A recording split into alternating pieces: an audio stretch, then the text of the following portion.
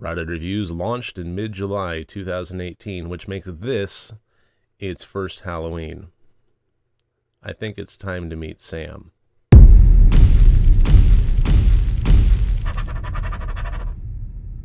Hello everyone and welcome to RotD Review of the Day and Happy Halloween. Today I am taking a look at a movie that I have specifically held off on reviewing until today.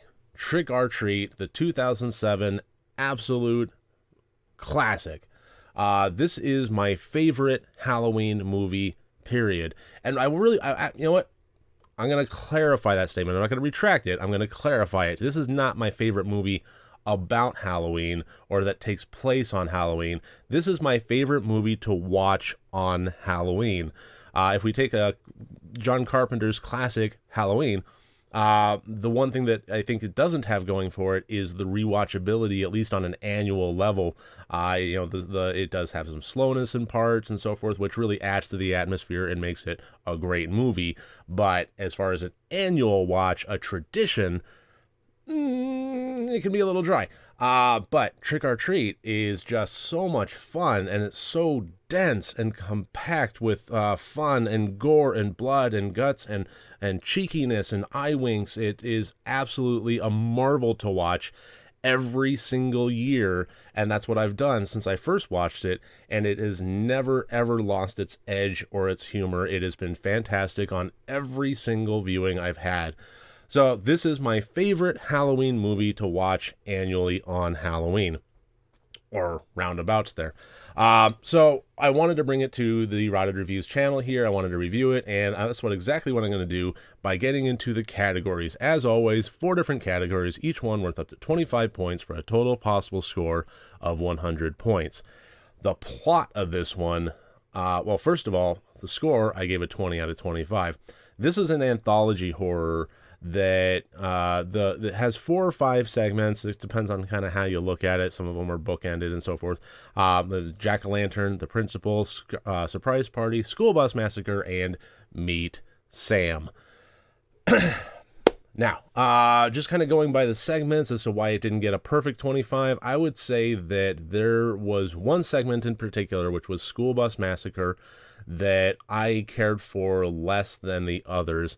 It had an interesting kind of tone to it and an emotional punch, but it felt like maybe, I don't know, 5 or 10 minutes too long. And I actually didn't clock to see how long it actually was. Maybe it was only 5 or 10 minutes, but it felt like longer. Something about it really kind of dragged for me. And the fact that it takes place kind of in the middle, it feels a little bit just differently paced than the rest of the movie, and it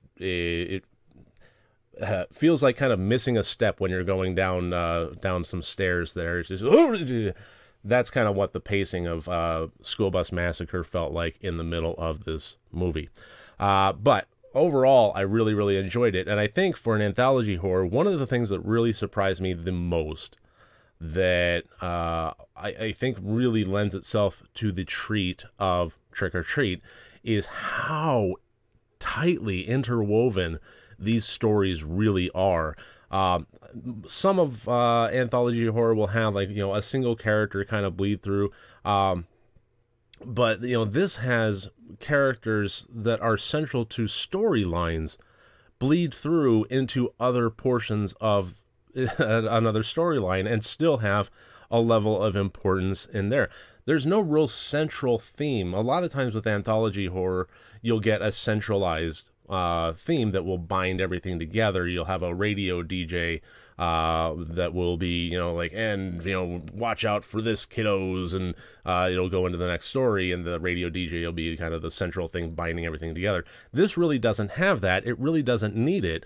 All of the stories are interwoven in just a masterful bit of writing and story arcs that I really, really, really loved. The level of the one thing that this movie never really loses is its level of fun. Throughout, no matter how dark it gets, no matter how difficult the themes are to establish as far as moral tales and so forth. It never loses that eye wink and that sense of cheekiness and fun that it brings to the screen and to the audience, and that's one of the things that I love about it the most. I think the principal is one of my favorite segments in there just because of that. Him trying to have an argument across the fence with his neighbor while he's trying to bury a body, and things just keep going wrong, and it's like the guy just wants to bury a body. Come on. Everything about it was just delightful, in the most terrible way. So yeah, 20 out of 25 for the written plot. It was just beautiful, especially how it was all interwoven together. The intent, I gave a 24 out of 25. This was just darn near perfect. The macabre, the scares, the gore, the fun, the humor, the heart, everything that it was trying to bring to the screen, I thought it really did very, very, very well. The level of gore in this one is high, and it is really well pulled off. No real complaints there. So yeah, I mean, like the watching through your fingers thing is definitely a prevalent aspect of this. The nods to slasher films, the nods to kind of spiritual haunting films and revenge films, and the humans being the larger monsters kind of deal. It's just all there. Everything that makes horror movies great, everything that makes Halloween great, is represented in this movie. So that's what I mean by saying it's so dense. It's condensed so well that, like I said, for multiple viewings, it really holds up.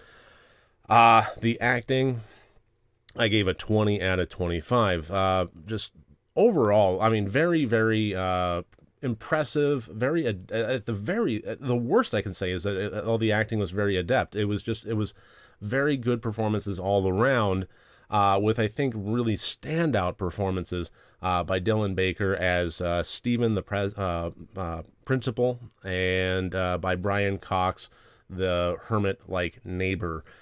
They were just fantastic, both in their interactions with one another and in their separate interactions with the world of Trick or Treat in their own individual segments.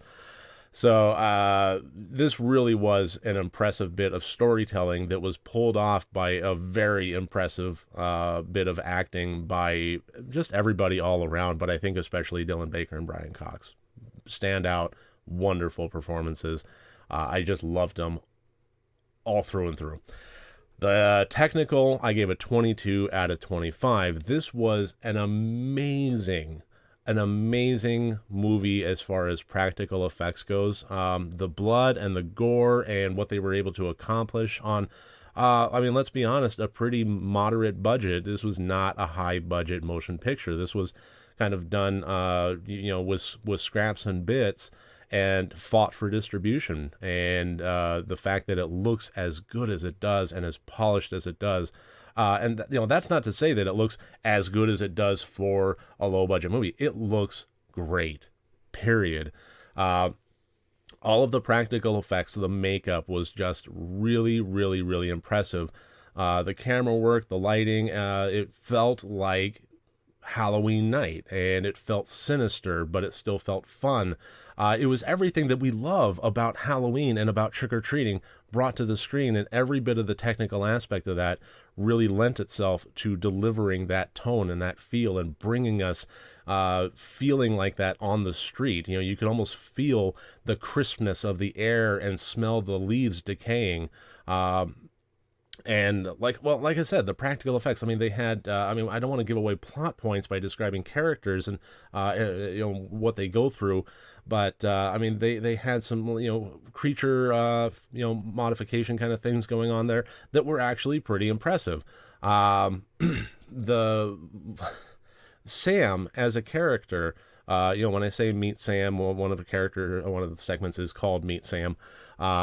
Sam as a character is so well designed, and when he finally has his segment towards the end and he goes full tilt and delivers in his segment, the practical effects that were shown there were just magnificent.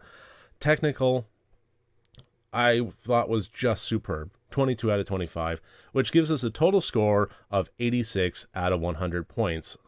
If you haven't seen Trick or Treat, if you haven't heard of Trick or Treat, what rock have you been under? And get out from under it and go watch Trick or Treat. It is absolutely worth it. It is absolutely just a marvelous, fun, gory, slapsticky, just a roundabout great time. It is one of the best things that I love about horror movies, and I recommend it to anybody, absolutely anybody that likes scary movies or likes Halloween or likes trick-or-treating. So there you go. That's Trick or Treat. I'm glad I finally got it reviewed. I'm glad Halloween is here. Happy Halloween, everybody. Go have some fun and be safe, and I thank you for joining me today. I look forward to seeing you tomorrow. And remember, next time you want to watch a horror movie, first make sure that it's good and rotted.